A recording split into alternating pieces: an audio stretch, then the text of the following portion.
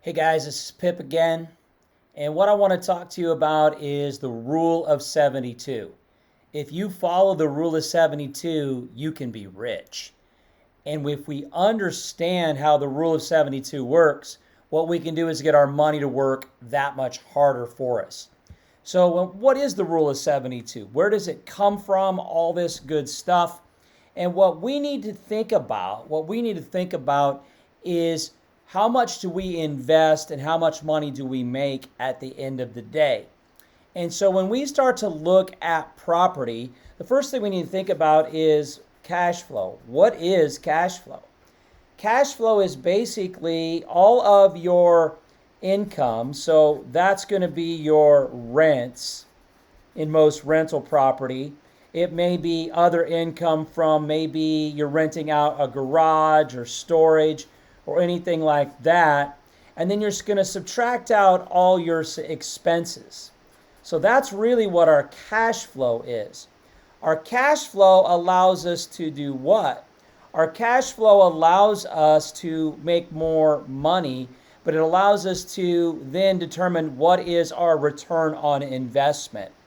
And so what we want to think about is obviously the higher the cash flow, the better off we're going to be. And if we get more into detail, and we'll get more into detail on cash flows, I'll do that on the next video. But I just want you to think about what your ROI is and how this works. So if we say to in this video, if we say that our monthly cash flow is $1,000 a month, so our monthly cash flow is $1,000. I'll write that out here. We would then take that times 12 and we would divide that into our investment. And that's how we got our ROI on the last video. You take your yearly cash flow and you divide that by the amount that you've invested. And that gives you your ROI. It gives you your ROI. So what is the rule of 72? So the rule of 72 is basically what's called the money doubling rule. Money doubling rule. And I always get asked how and where does that rule of 72 come from? Well, the rule of 72 has been around for, if you look it up and you can Google it just like I did, the rule of 72 has been around since the 15th century. 15th century Italians, mathematicians actually, they put together what's called the rule of 72. Now with the rule of 72, it's a quick calculation. You can also find the rule of 68, the rule of 69, the rule of 70, the rule of 71. There's lots of different money rules out there. But what the basic rule of 72 does is it teaches us that the higher our ROI, the quicker we can double our money.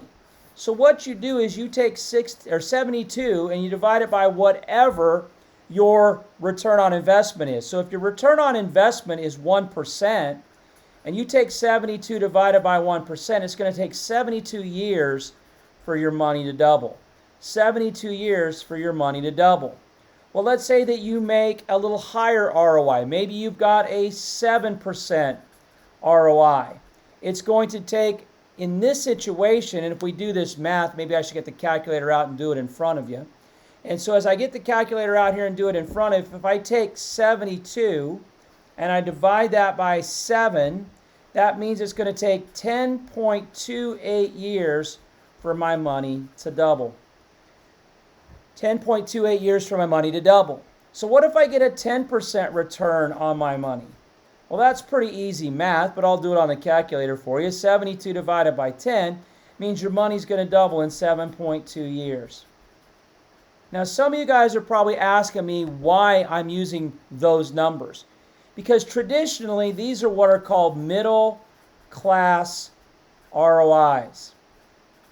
Middle class return on investment. And with the middle class return on investment, what's going to happen is you're going to get 7, 10, or even 72 years for your money to double. I know some of you guys are thinking, well, who would ever put their money and only get a 1% return? Many people hide their money under their mattress and don't even get 1%. So when we look at these things, what we have to understand, as I start to lose my voice here, what we have to understand is that the higher our ROI, The higher ROI, the quicker our money's going to double. And if you really want to become rich, you're going to get a higher ROI. We'll see you guys on the next video.